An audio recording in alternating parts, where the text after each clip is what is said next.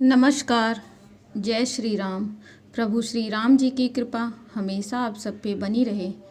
आज हम जानेंगे सीता माता के बारे में। कहाँ हुआ था माता सीता का जन्म, माता सीता के जन्म से जुड़ी कथा।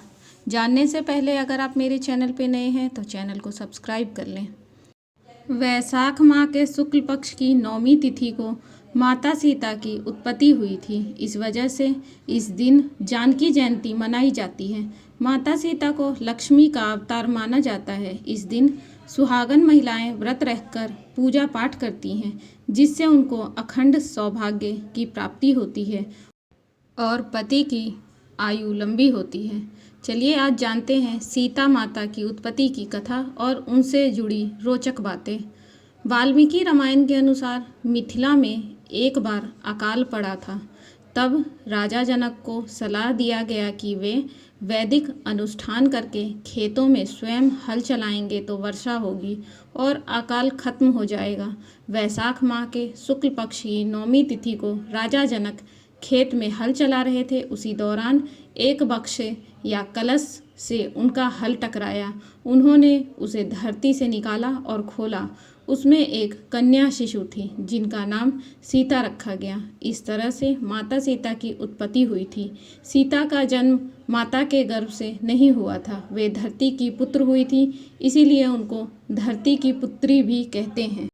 सीता जन्म की दूसरी कथा के अनुसार, ब्रह्मा वैवर्त पुराण की कथा के अनुसार सीता जी रावण और मंदोदरी की पुत्री थी, जिसे रावण ने जन्म के बाद समुद्र में फेंक दिया था। वहां से समुद्र की देवी वरुणी ने उस पुत्री को धरती माता को सौंप दिया। फिर धरती माता ने उस कन्या को राजा जनक जी को दे दिया। वही कन्या जनक नंदिनी सीता के नाम से लोकप्रिय हुई और उनका विवाह भगवान श्री राम से हुआ। सीता ही रावण की मृत्यु का कारण बनी। कथा के अनुसार वेदवती नामक स्त्री की माता सीता के रूप में पुनर्जन्म हुआ था।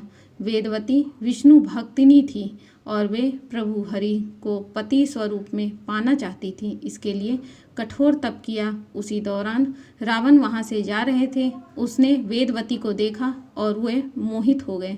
रावण वेदवती को अपने साथ ले जाना चाहते थे, लेकिन वेदवती ने आत्मदाह कर लिया। उन्होंने रावण को श्राप दिया कि वे उसकी पुत्री के रूप में जन्म लेंगी और उनके सर्वनाश का कारण बनेंगी। माता सीता के जन्म की तीसरी कथा के अनुसार वाल्मीकि रामायण और ब्रह्मा वैवर्त पुराण में सीता जन्म की कथा अलग अलग है।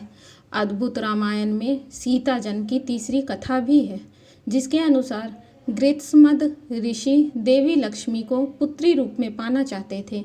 वे इसके लिए तप कर रहे थे। एक दिन वे आश्रम में नहीं थे तो रावण पहुंचा और वहां मौजूद सभी ऋषियों को मारकर उनके खून से कलश को भर दिया। उसे लंका में लाकर अपने महल में छिपा दिया। एक दिन मंदोदरी उस कलश को खोली और उसमें जमा खून को पी गई। इस कारण वह गर्भवती हो गई। बाद में उसने जन्मी बच्ची को कलश में ही रखकर मिथिला राज्य की भूमि में छिपा आई। वही बच्ची सीता माता के रूप में राजा जनक को प्राप्त हुई। वाल्मीकि रामायण के अनुसार माता सीता का जन्म जनकपुर में हुआ था। जनकपुर का प्राचीन नाम मिथिला तथा विदेह नगरी था। भगवान श्री राम से विवाह के पहले सीता ने ज़्यादातर समय यहीं व्यतीत किया था। महाभारत काल में जनकपुर एक जंगल के रूप में था, जहां साधु महात्मा तपस्या किया करते थे। पुराणों के अनुसार जनकपुर के चारों ओर रक्षर देवता के रूप में शिलानाथ, कपिलेश्वर, कूपेश्वर, कल्याणेश्वर, जलेश्वर, क्षीरेश्वर तथा मिथिलेश्वर नाम के शिव मंदिर थे, जो कि अब भी हैं। जनकपुर सीतामढ़ी अथवा दरभंगा से 24 मील दूर नेपाल में है। माता सीता का ये मंदिर करीब 4860 वर्ग फीट में फैला हुआ है। मंदिर के विशाल परिसर के आसपास लगभग 115 सरोवर हैं। इसके अलावा कई कुंड भी हैं, जिसमें गंगा सागर, परशुराम कुंड एवं धनुष सागर अधिक प्रसिद्ध हैं। इस मंदिर में माँ सीता की प्राचीन मूर्ति भी है, जो 1657 के आसपास की बताई जाती हैं। जनकपुर में रहने वाले लोगों ने बताया कि पहले यहाँ जंगल था। एक संत यहाँ साधना तपस्या के लिए आए। इस दौरान उन्हें माता सीता की एक मूर्ति मिली जो कि सोने की थी। उन्होंने ही इसे यहाँ स्थापित किया था। इसके बाद टीकमगढ़ की महारानी कुमारी वृषभानु यहाँ दर्शन के लिए आ गई। उन्हें कोई संतान नहीं थी। वहाँ पूजा के दौरान उन्होंने यह मन्नत मांगी कि उन्हें कोई संतान होती है तो वे यहाँ मंदिर बनवाएंगी। संतान प्राप्ति के बाद वो फिर आई और करीब 1895 के आसपास मंदिर का निर्माण हुआ। 16 साल में मंदिर का निर्माण पूरा हुआ। तो ये थी माता सीता के जन्म से जुड़ी कथा और कहाँ हुआ था इनका जन्म।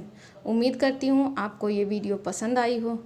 अगर वीडियो पसंद आई हो तो चैनल को सब्सक्राइब करना ना भूलें। यहाँ आपको इसी तरह की पौराणिक कथाएं और आपके राशिफल से जुड़ी बातें आपको मिलेंगी।